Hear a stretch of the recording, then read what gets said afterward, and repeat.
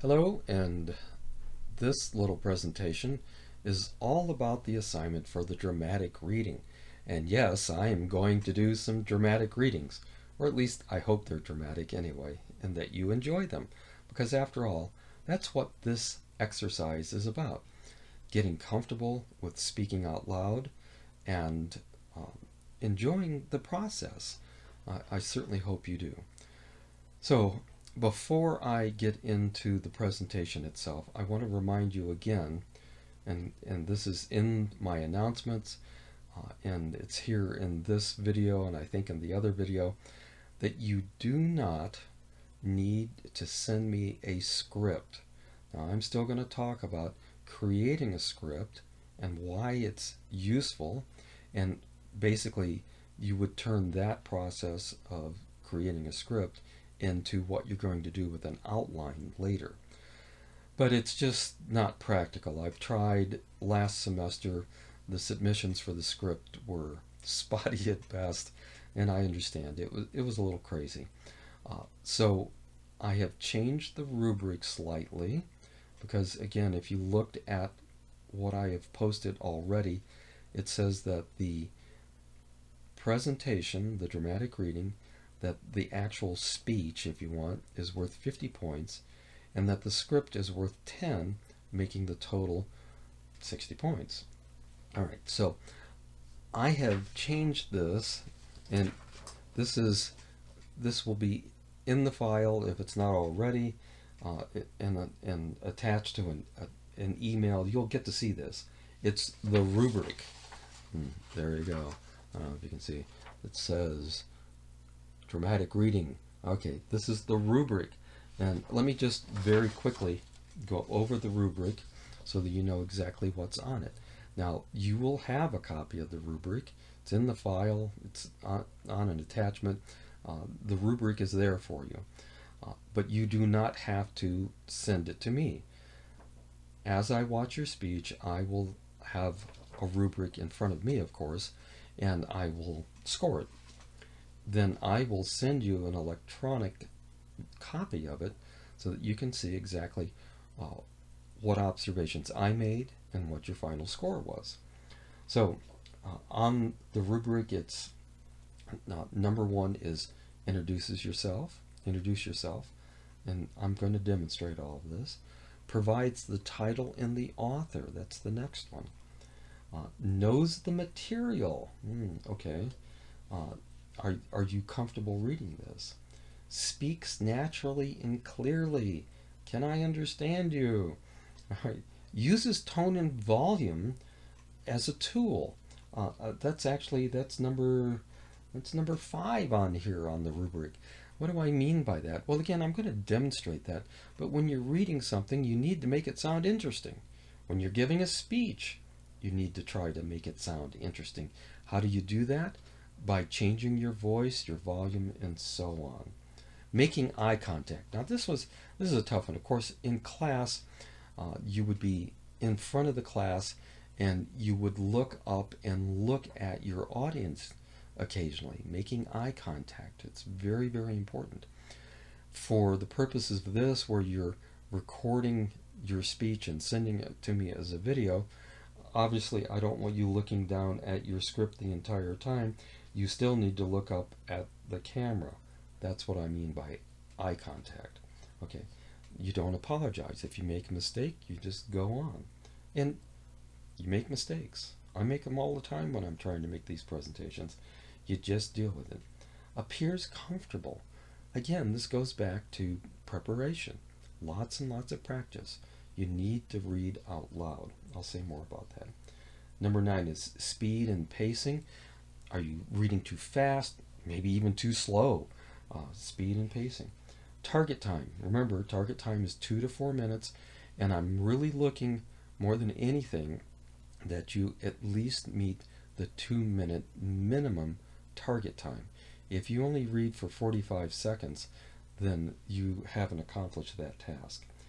And I have now added an 11 and 12 on the rubric, which you can see for yourself. And number 11 is evidence of preparation. And that tells me that basically goes back to everything that's on here, that you're able to look at the camera, you can pronounce the words, you don't stumble a lot. Everybody stumbles a little bit, that's fine, but you don't stumble a lot, and so on. And then evidence of understanding. As you read this poem, is it clear, or story, whatever you might choose, is it clear that you have a good feel for what the author's trying to do with it? And you're not just reading something and being done with it. And that way, by adding 11 and 12, I still get 60 points out of the rubric, and you don't have to submit uh, a, a script. So there you go. I will keep reminding you that you don't have to submit a script. Now, in the other video that I've posted, which is a bit redundant, it's very similar to the art of storytelling, but it's very specific about the guidelines for this presentation. I talk about the script. I recorded that before I decided to change the rubric, and I quite honestly don't want to re-record the whole lecture. So just be aware of that. I've said enough. 6 minutes of saying enough about that. So what else? What else do I have to say about this? All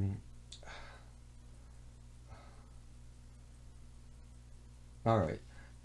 Everybody remembers, at least I hope so. I hope everybody has some fond memory of being read to when you're a kid. We love having stories told to us.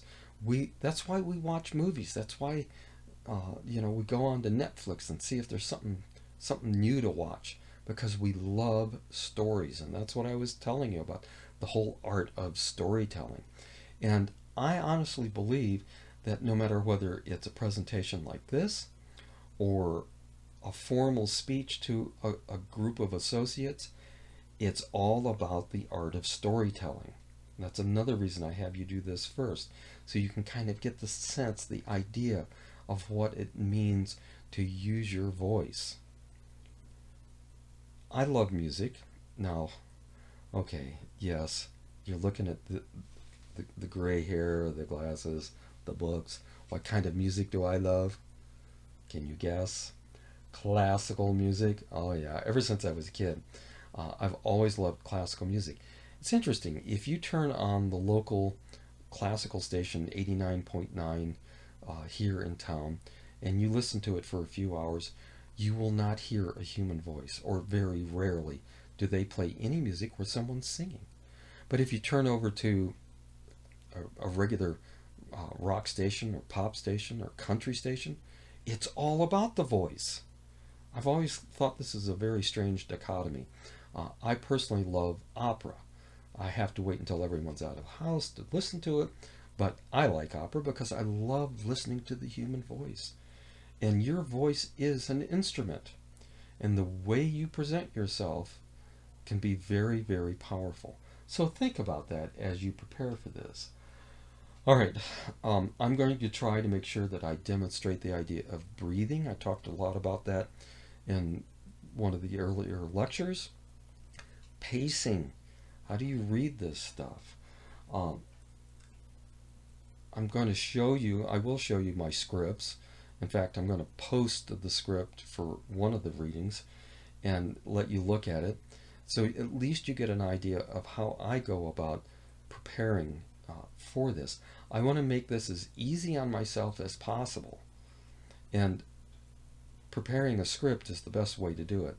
Remember in the lecture about speech anxiety, I mentioned that when you become really nervous, one of the things that happens is your eyes dilate, meaning that things up close are harder to see, print for example, harder to read, than under normal circumstances.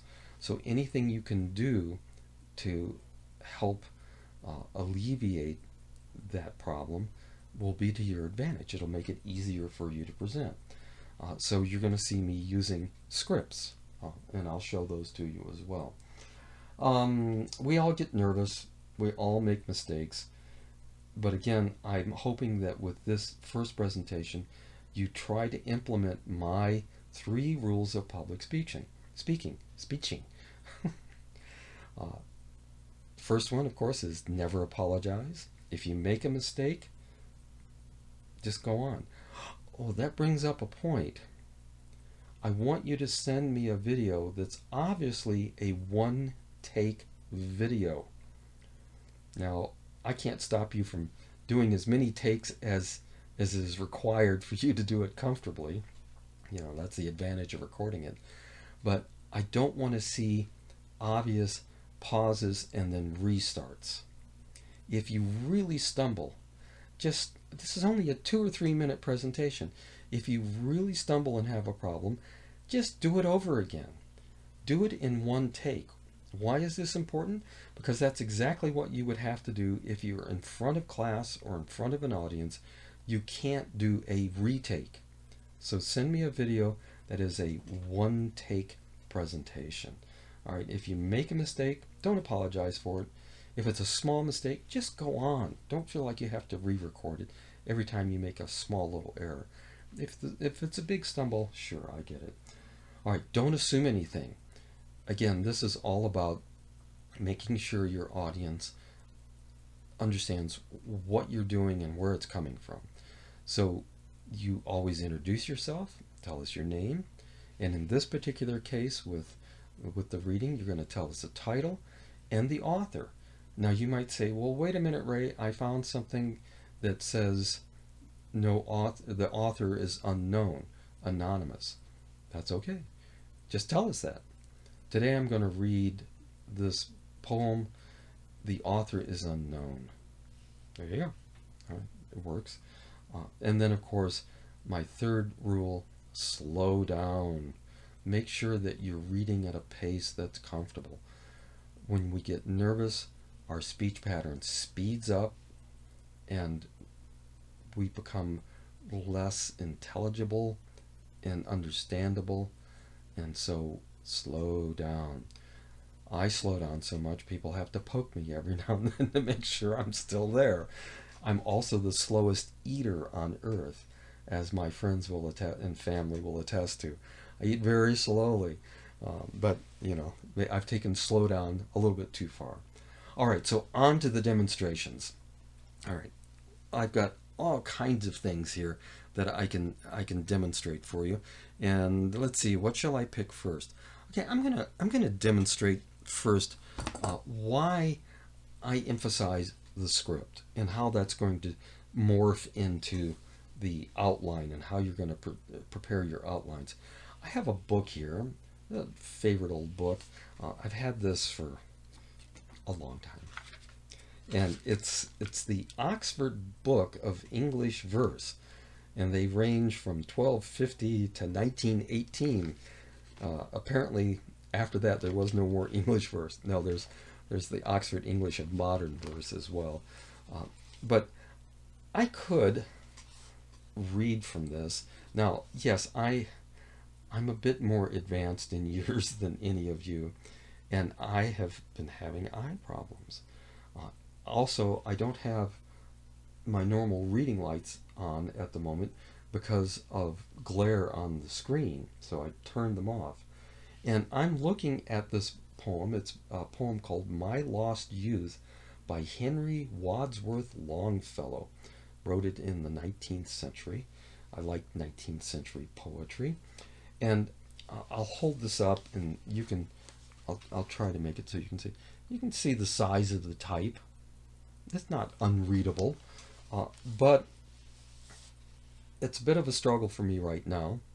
And yes, my eyes are older. I don't have all my lights on as usual. But that even isn't the point. The point is because of the size of the type, under better circumstances, I'm going to have to look at the book a lot more. Now, what I have done, I'm not going to use the book, as pretty as it is.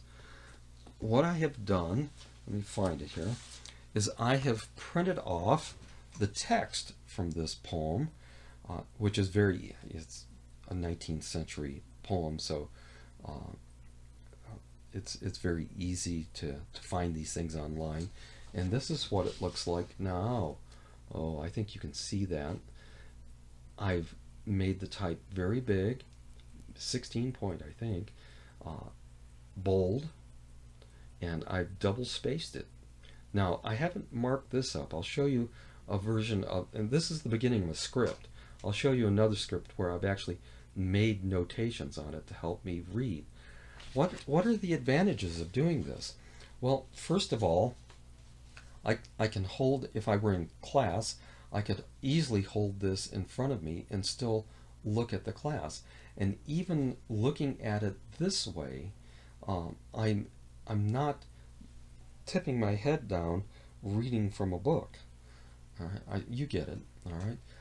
So let me just do a little bit of this. This is well, let me do it correctly. Hello, everyone. My name is Ray Shabinsky, and I'm going to read from a poem that I've always enjoyed called My Lost Youth by Henry Wadsworth Longfellow, written in the 19th century. Often I think of the beautiful town that is seated by the sea. Often in thought go up and down the pleasant streets of that dear old town, and my youth comes back to me. And a verse of a Lapland song is haunting my memory still. A boy's will is the wind's will, and the thoughts of youth are long, long thoughts.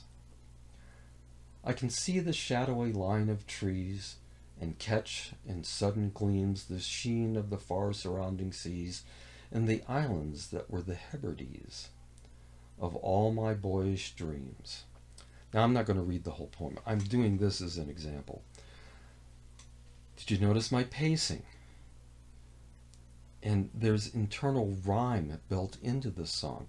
Now, this isn't like a Dr. Seuss story, but there's definitely rhyme there. So, having it in larger print makes it easy for me to do this. Now, again, I may actually turn on a light to make sure that I do this well, but I hope that was a good demonstration of why having it on a sheet of paper larger. I kept looking at the camera. I've read this often enough and practiced it enough that no, I haven't memorized it, but I can tear my eyes away from the script to look at my audience, in this case, the camera. So there's an example of a dramatic reading. So let me set, there goes my microphone. Let me set that aside. And I'm going to set this down and try something to help me with reading here. There. I have a reading light now. Another aspect of all this that I want to point out is that I'm sitting down. Normally in class, obviously, we'd all be standing up to make our presentations, unless there's some physical disability or reason not to stand up. I'm not going to require you to stand up when you give your readings. That's fine. But sit up straight, find someplace good and comfortable. All right, so what else do I have here? Oh, I'm not going to read all of this. I just want to demonstrate this idea of internal rhyme again. Once again, I printed this off from a website, and I'm not going to go through the whole routine. I want you to listen to the way the rhyme drives the pattern for reading this. This is a poem by Alfred Lord Tennyson, again, mid-19th century, called The Charge of the Light Brigade. It was an event that took place during the Crimean War, 1858, I think, where a miscommunicated message was sent to 600 cavalrymen, British cavalry, and that basically said, go charge those cannons. And of course, being British, they said, righto, yeah, it sounds like a really stupid thing to do, but righto, and they did. All right, so listen to, I'm just going to read the first couple of stanzas here, but listen to the pacing and the rhythm and the way Tennyson even builds in the sound of the charging horses. Half a league, half a league, half a league onward, all in the valley of death rode the 600. Forward the light brigade, charge for the guns, he said. Into the valley of death rode the 600. Listen to that. Half a league, half a league, half a league onward. You hear the horses, don't you? I mean, he built this in, and really poetry like this was written to be read aloud. So try to utilize that with whatever you choose. If you choose poetry, it's going to be there for you. But believe it or not, even that kind of rhythm is built into prose writing. And I have another example here. Now, I have a favorite book, and you're going to hear more about this book when we get to the self-introductory speeches. Water.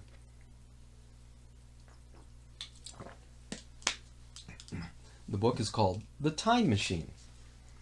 And I'm going to read just the opening section of The Time Machine, and I'm going to post this script for you so you can look at what I've done to make it easier for me to read this.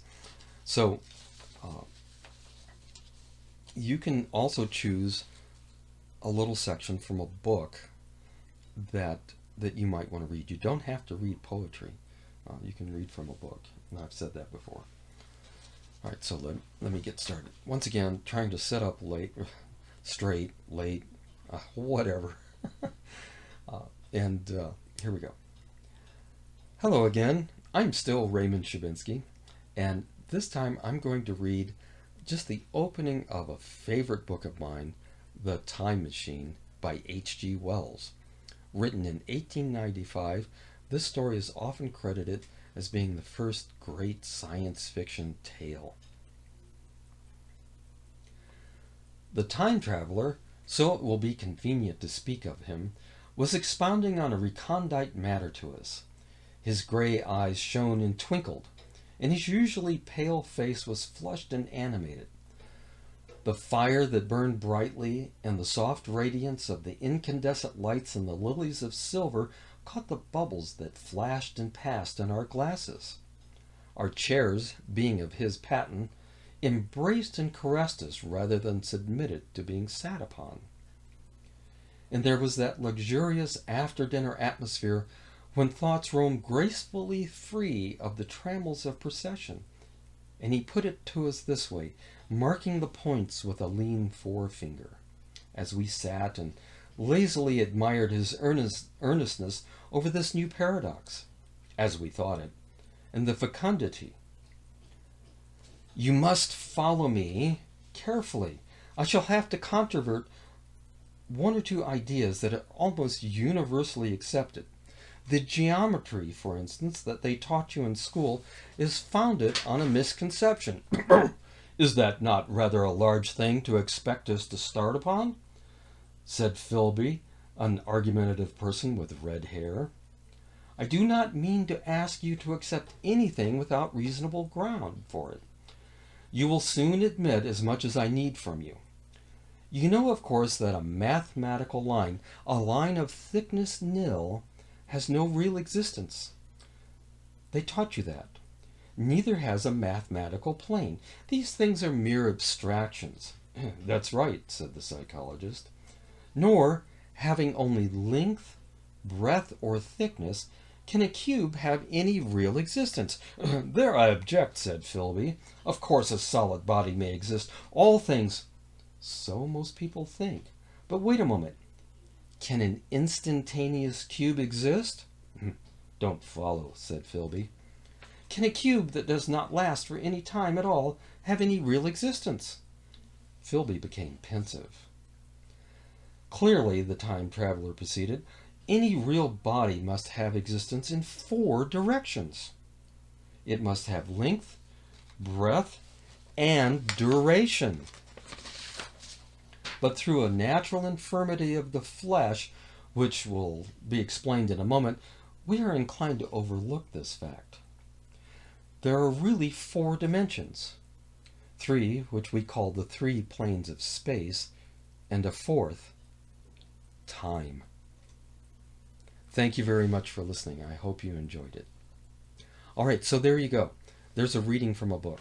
And I've just been dropping the script on the floor to get it out of my way.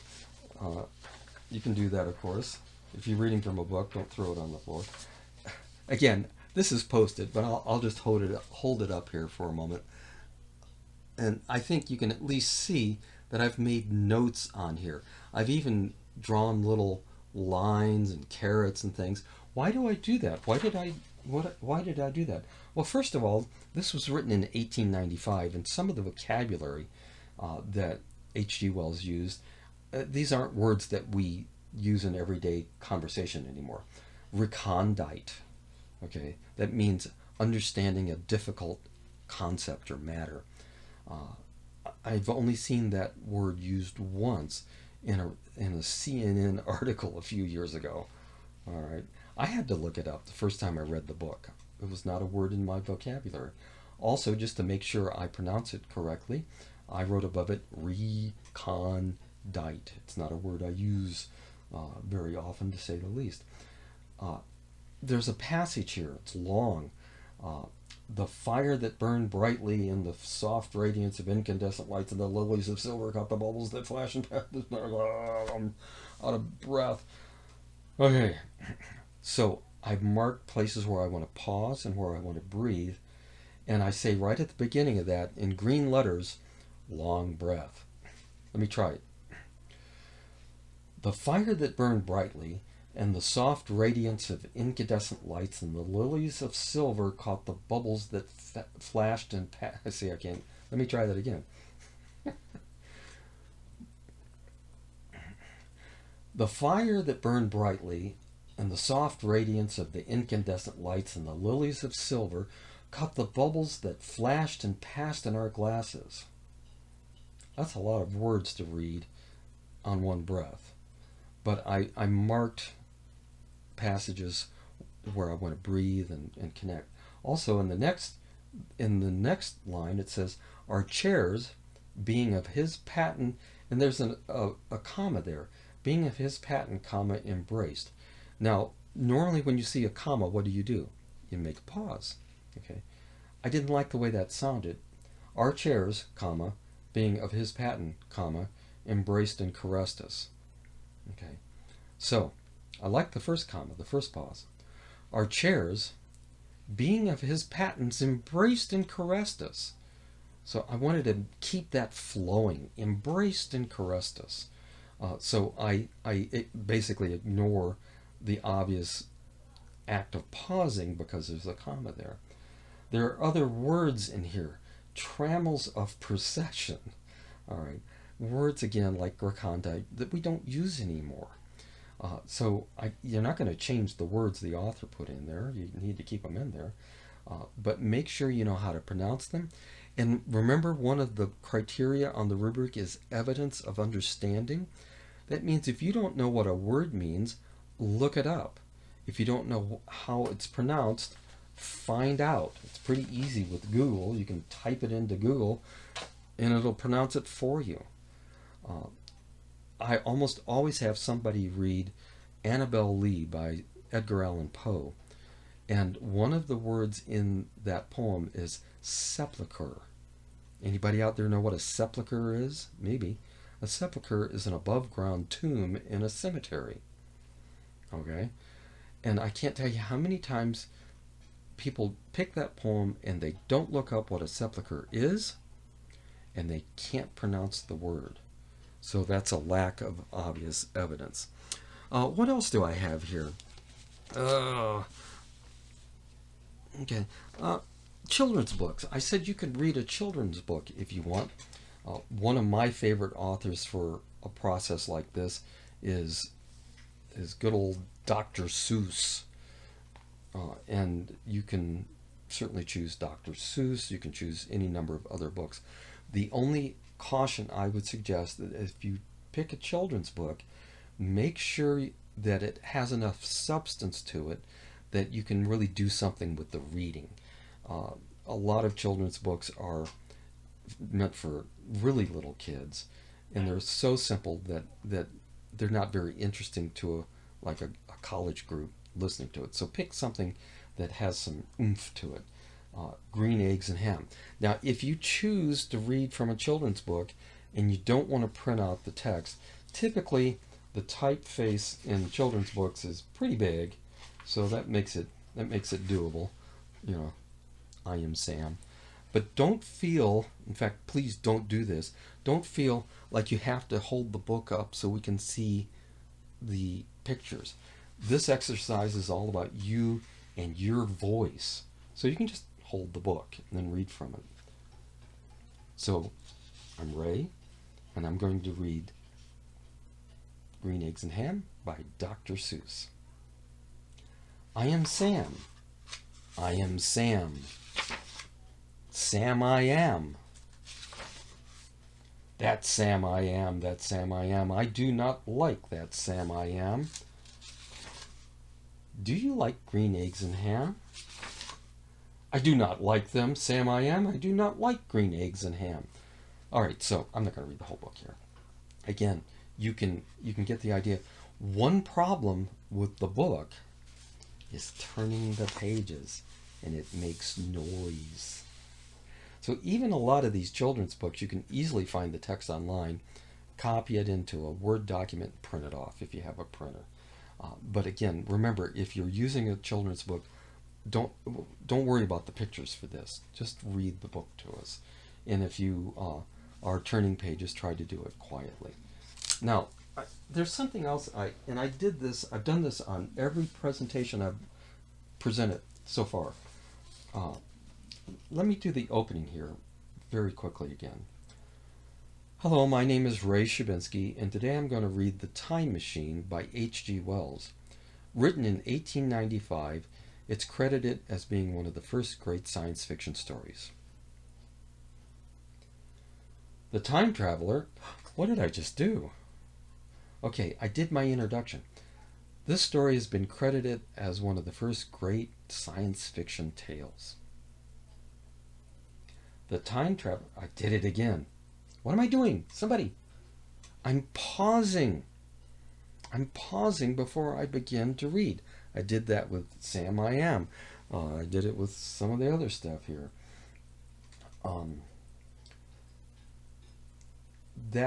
I call this a dramatic pause. It's really, really important. Hi, my name is Ray Shabinsky, and I'm going to read The Time Machine by H.G. Wells, written in 1895. The Time Traveler, so it will be convenient to... See? Doesn't work, does it? I'm going to read H.G. Wells' The Time Machine. The Time Traveler, you get it. Make that dramatic pause. First of all, it gives your audience a chance to sort of get ready for what you're about to do. And they know you've actually started. I've had people do their little brief introduction and launch right into whatever they're reading, and it's not actually obvious that they've started the reading. So make that little bit of a pause.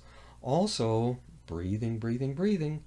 It gives you a chance to take that nice deep breath from your gut and get ready to read yourself. All right, so make that dramatic pause. All right, what else do I have here? You're probably getting tired of listening to all of this. I have some other examples here. I was going to...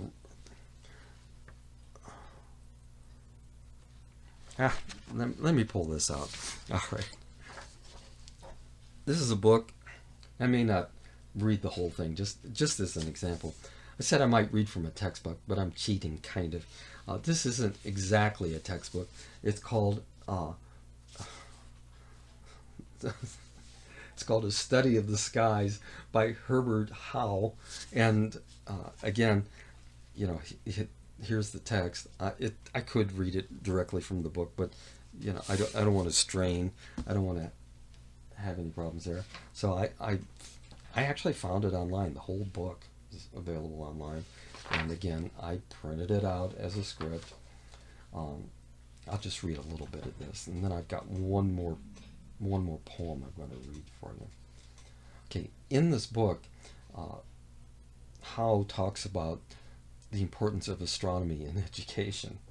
And he gives us an example of how studying the science of astronomy has changed the life of a rather indolent young man who wasn't particularly interested in his studies. So let me see what I can do with this.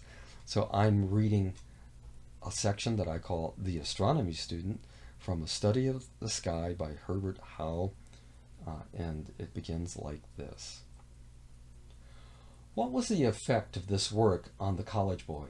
He had been an easygoing young man who was content with learning his lessons fairly and spending the remainder of his time in recreation.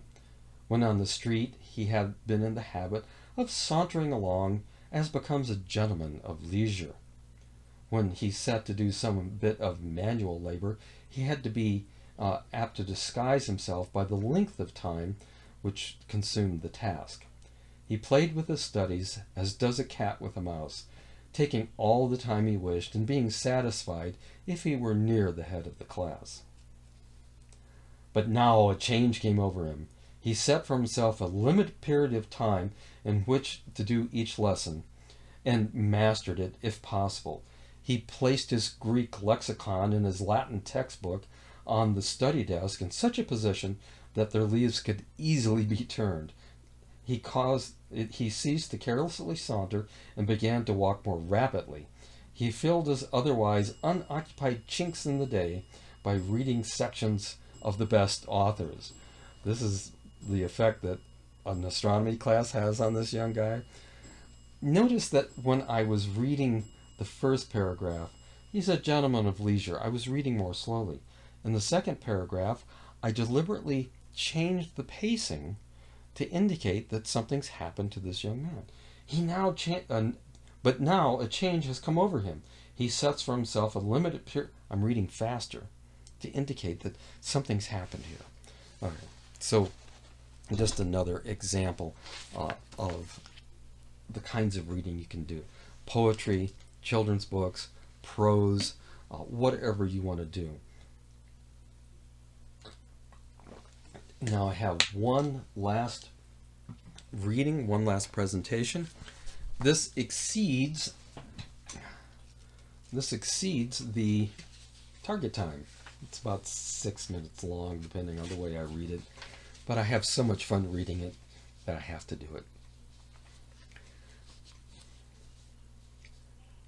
I'm Ray Shavinsky, and today I'm going to read my favorite poem, The Cremation of Sam McGee by Robert W. Service.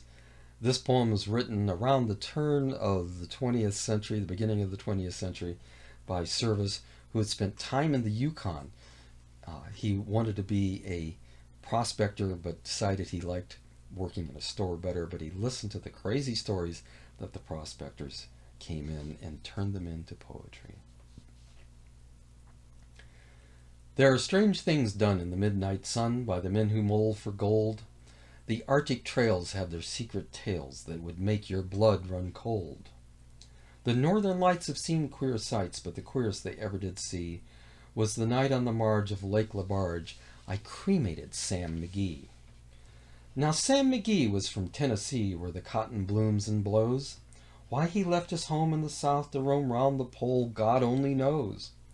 He was always cold, but that land of gold seemed to hold him like a spell, though he had often say in his homely way, he'd sooner live in hell. On a Christmas day, we were mushing our way over the Dawson Trail. Talk of your cold through the parka's folds, it stabbed like a driven nail. If our eyes we'd closed, then the lashes froze till sometimes we couldn't see. It wasn't much fun, but the only one to whimper was Sam McGee. And that very night, as we lay packed tight in our robes beneath the snow, and the dogs were fed and the stars overhead were dancing heel and toe, he turned to me and, Cap, says he, I'll cash in this trip, I guess. And if I do, I'm asking that you won't refuse my last request. Well, he seemed so low that I couldn't say no. Then he says with a sort of moan, it's this cursed cold, and it's got right hold till I'm chilled clean through to the bone. Yet it ain't being dead, it's my awful dread of the icy grave that pains. So I want you to swear, foul or fair, you'll cremate my last remains. A pal's last need is a thing to heed, so I swore I would not fail. And we started on at the streak of dawn, but God, he looked ghastly pale. He crouched on the sleigh and he raved all day of his home in Tennessee, and before nightfall a corpse was all that was left of Sam McGee. There wasn't a breath in that land of death as I hurried horde-driven, with a corpse half hid and I couldn't get rid because of a promise given. It was lashed to the sleigh and it seemed to say, you may tax your brawn and brain, but you promised true and it's up to you to cremate those last remains. Now a promise made is a debt unpaid, and the trail has its own stern cold. In the days to come, though my lips were numb, in my heart how I cursed that load. And the long, long night by the lone firelight, while the huskies round in a ring howled out their woes to the homeless snows, oh God, how I loathed that thing. And every day that quiet clay seemed to heavy and heavier grow, and on I went though the dogs were spent and the grub was getting low.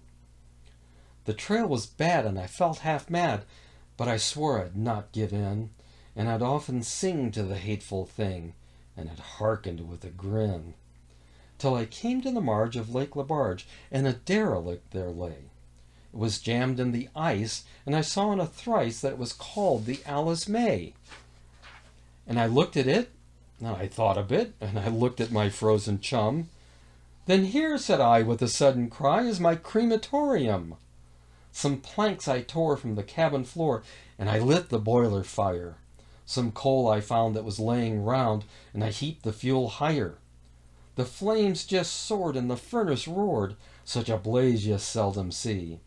And I burrowed a hole in the glowing coal, and I stuffed in Sam McGee. Then I made a hike, for I didn't like to hear him sizzle so. And the heavens scowled, and the huskies howled, and the wind began to blow. It was icy cold, but the sweat rolled down my cheeks, and I don't know why. And the greasy smoke in an inky cloak went streaking down the sky. I don't know how long in the snow I wrestled with grisly fear, but the stars came out and they danced about ere again I ventured near. I was sick with dread, but I bravely said, I'll just take a peep inside. I guess he's cooked and it's time I looked. Then the door I opened wide. And there sat Sam looking cool and calm in the heart of the furnace roar. And he wore a smile you could see a mile, and he said, please close that door. It's fine in here, but I greatly fear you'll let in the cold and storm. Since I left Plum Tree down in Tennessee, it's the first time I've been warm. There are strange things done in the midnight sun by the men who mull for gold. The Arctic trails have their secret tales that would make your blood run cold. The northern lights have seen queer sights, but the queerest they ever did see was the night on the marge of Lake Lebarge. I cremated Sam McGee. Thank you very much for listening. So there you go. Lots of examples. Something else I forgot to actually point out, and I want to point out, say thank you when you're done. That tells people you're done, and you're thanking them for spending their time listening to you. I hope this was helpful. Lots of examples. This presentation, this lecture, whatever the heck it is, has lasted longer than I thought it would. This is what I usually do in class for an entire class period. If you have problems of any kind, choosing something, deciding how to work with it, anything, please email me and let me know, and I'll help you any way I can. The assignment is due no later than February 14th. As I said, I've extended the time to the 14th, and I do want you to send me an email as soon as you decide what you're going to read. Send me a short email. Just tell me what it is so that I have a good idea of what to expect. Once again, thank you all. Keep practicing, practicing, practicing, and practicing, and you too can do this. Thanks. Talk to you later.